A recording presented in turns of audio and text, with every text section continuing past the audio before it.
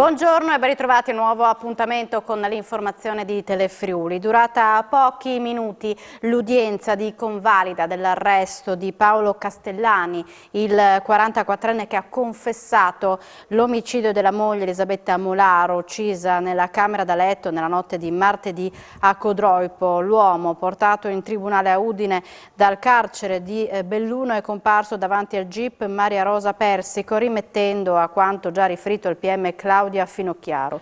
Il sostituto procuratore ha chiesto la convalida dell'arresto, mentre il difensore, l'avvocato Francesco Dall'Asta, si è rimesso al GIP. Il giudice si è riservata la decisione che sarà presa nelle prossime ore. La tragedia si è consumata nella casa della coppia al termine di un litigio. Castellani ha estratto un coltello da cucina della lunghezza di 27 cm e ha ucciso la moglie nella camera da letto con numerosi fendenti. L'ha lasciata a terra in una pozza di sangue. Una scena agghiacciante che si è consumata nella stanza vicino a quella dove stavano dormendo le figlie della coppia di 8 e 5 anni. È stato poi rintracciato dai carabinieri in via Molini nelle vicinanze dell'argine del fiume Stella. Ubriaco si ferisce alla mano con i vetri di una bottiglia rotta e all'arrivo della polizia si scaglia contro gli agenti, momenti concitati ieri sera, giovedì 16 giugno, a Pordenone in via Brusafiera per un 18enne che è andato in escandescenza. Per riportare la situazione alla normalità i poliziotti hanno dovuto utilizzare lo spray al peperoncino. Il giovane è stato denunciato per resistenza e gli è stato vietato di tornare in città per 48 ore. Infortunio sul lavoro questa mattina in una cava di ghiaia in via Grava ad Arzene. Un camion della Transghiaia si è rovesciato. Il conducente, un uomo di 53 anni di Udine, è rimasto ferito ma non in maniera grave. Il fatto è successo alle 7. Il mezzo pesante, al momento di sollevare il cassone per scaricare gli inerti, ha perso il baricentro, forse perché troppo vicino al ciglio di un cumulo di terra, e si è rovesciato sul fianco sinistro. Sul posto sono arrivati i vigili del fuoco insieme al personale del 118 con ambulanza di risoccorso. Il camionista ha fortunatamente riportato soltanto qualche contusione. Accertamenti in corso dei tecnici dello Spisal, sul posto anche i carabinieri di Casarsa della Delizia. È stato fermato per un normale controllo al casello di Portogruaro la scorsa notte. Gli agenti della Polstrada di Pordenone hanno intimato l'alta ad un veicolo con targa estera condotto da un cittadino straniero, il quale dalle banche dati risultava avere un alias. È emerso che a carico dell'uomo di anni 34 pendeva un'ordinanza di esecuzione di carcerazione emessa dalla Procura di Bologna con espiazione di pena residua di 3 anni e 10 mesi di reclusione per furto aggravato e ricettazione. I poliziotti hanno quindi accompagnato l'uomo negli uffici della Polstrada di Pordenone. Successivamente è stato condotto in carcere a Gorizia. È emerso come l'uomo fosse abitualmente dedito a compiere truffe, furti e ricettazioni sia in Italia che in altri stati europei. Malviventi nuovamente in azione nel parcheggio incustodito del parco del Cormor, il grande giardino pubblico che separa Udine Nord e Martignacco. Almeno 2 le spaccate venute ieri notte nell'area di sosta posizionata di fronte all'area verde. A raccontarci quanto è accaduto è stata una delle vittime dei furti. Era da poco passata l'una quando la friulana, avvicinandosi alla sua vettura per rincasare, si è ritrovata il deflettore in frattumi e lo sportellone posteriore aperto. I ladri l'avevano perlustrato l'auto dileguandosi con le 3 borse che avevano nascosto nel bagagliaio. Stessa sorte anche ad una seconda automobile posizionata a pochi metri. Primi razionamenti a causa della forte siccità per il consorzio di bonifica Cellina Meduna. Da lunedì sarà ridotta da 2 a 1 sola ora per ettaro l'irrigazione nei campi bagnati con l'acqua del Meduna. Cresce la preoccupazione per l'agricoltura.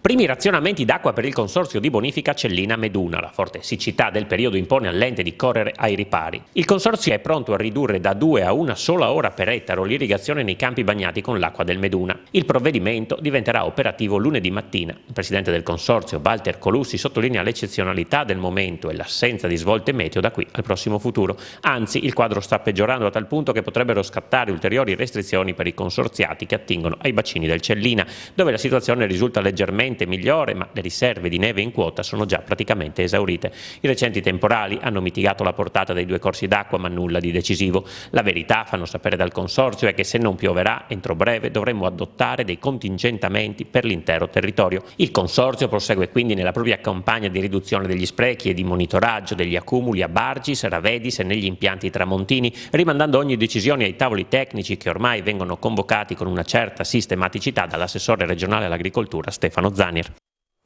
La Valresia il 9 luglio onorerà un grande alpinista e ricercatore, Ardito Desio, colui che riuscì ad arrivare in cima al K2. Gli verrà intitolato un sentiero. L'iniziativa è del resiano Francesco Madotto, carrozziere in pensione, maresciallo di Palazzo al Quirinale, al fianco di 8 presidenti della Repubblica.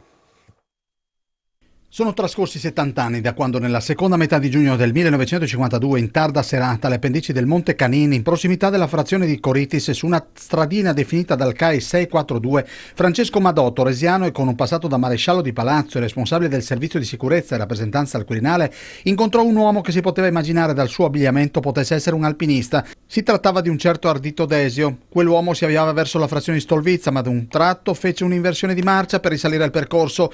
Madotto si preoccupò che avesse sbagliato direzione per raggiungere Stolvizza, dove forse aveva un'autovettura, e allora glielo fece presente. Invece lui rispose che non stava sbagliando perché doveva risalire verso la montagna e che giunta la notte gli alpinisti si riposavano dove si trovavano.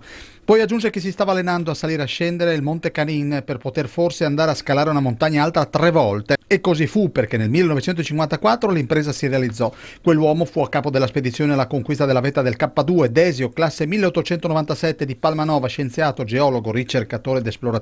Incrociava spesso Madotto al Fogolar Furlan di Roma e lo chiamava Rosean, ricordando sempre le ricchezze naturali della Varresia. Tanti passaggi al Quirinale di Desio. L'ultimo indimenticabile incontro è stato il 18 aprile 2001, giorno del suo 104esimo compleanno, su invito del presidente Ciampi. Il 9 luglio gli sarà intitolato il sentiero già 642 del CAI. Un compleanno all'insegna della sostenibilità, della solidarietà, della musica e dello sport. Grande festa al Teatrone di Udine per i 35 anni della Gesteco Spa di Povoletto. Serata di grande emozione al Teatro Nuovo Giovanni da Udine, dove il concerto organizzato per i 35 anni della Gesteco di Povoletto è diventato occasione per celebrare il saper fare del Friuli in ambito industriale, sociale, artistico e dello sport. Il gruppo Luci ha pensato a una festa speciale per il compleanno della propria azienda primogenita, niente torta né brindisi, ma uno spettacolo ispirato agli obiettivi dell'Agenda 2030 dell'ONU per lo sviluppo sostenibile. Sul palco i Free Voices con la direzione artistica di Manuela Marussi, una realtà corale nata in Friuli e oggi riconosciuta a livello internazionale che attraverso la voce e la danza trasporta gli spettatori in una dimensione teatrale unica. Il tema della sostenibilità è stato declinato in quadri musicali nelle dimensioni del tempo. L'incasso della serata, destinato all'Andos di Udine, realtà del territorio impegnata a supportare le donne che hanno subito un intervento per tumore al seno. È intervenuta la presidente Mariangela Fantini e con lei una giovane donna operata al seno, da poco entrata nel direttivo dell'associazione. È stata l'occasione per rivolgere un pensiero e per ringraziare i tanti volontari del territorio che mettono a disposizione tempo ed energie per gli altri. Anche la solidarietà e sostenibilità, così come lo è il gioco di squadra. Il mondo dello sport è stato rappresentato sul palco da una delegazione della nazionale femminile di basket guidata da coach Lino Lardo e dalla capitana della squadra Martina Bestagno, impegnata in questi giorni a Cividale nel torneo con le nazionali di Spagna e Slovenia. E poi il concerto con i Free Voices, capaci di far vibrare le corde dell'anima, di emozionare il pubblico e trasmettere tutta la loro grinta ed energia. Quindi il saluto emozionato e commosso della famiglia Luci, che ha raccolto i messaggi di congratulazione delle istituzioni, regioni e comune di Udine, e che dal palco ha ringraziato tutti coloro che hanno permesso all'azienda di raggiungere l'importante traguardo.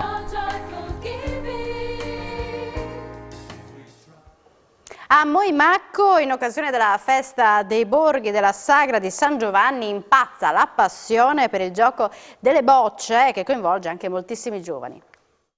Il gioco delle bocce oggi viene spesso considerato un'attività poco praticata e soprattutto poco attrattiva per i giovani. A Moimacco invece sono molti i ragazzi coinvolti nella bocciofila locale, particolarmente attiva nel mese di giugno con l'organizzazione del torneo di borghi e della sagra paesana di San Giovanni. Stiamo cercando di portare sempre più giovani a giocare anche in altre società.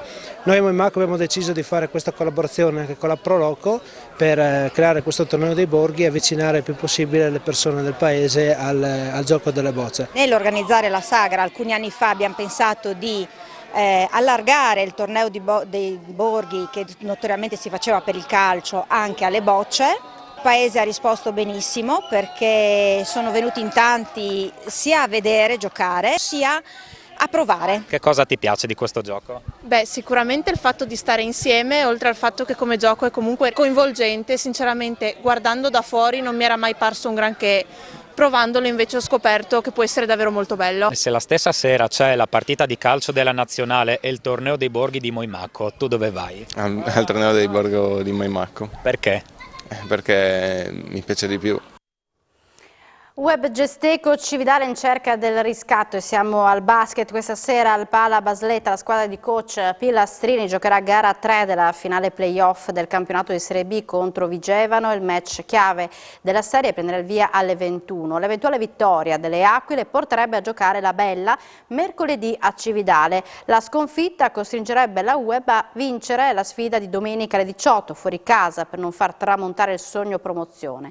Capitan Chiera e compagni hanno raggiunto Vigevano ieri e in serata si sono allenati sul campo degli avversari. Proprio il capitano ha il compito di suonare la carica, aiutato in questo senso dagli irriducibili supporters giallo-blu che hanno seguito la squadra in trasferta. Siamo in chiusura, ma subito dopo la pubblicità appuntamento con A Voi la Linea. Grazie per l'attenzione e buona giornata.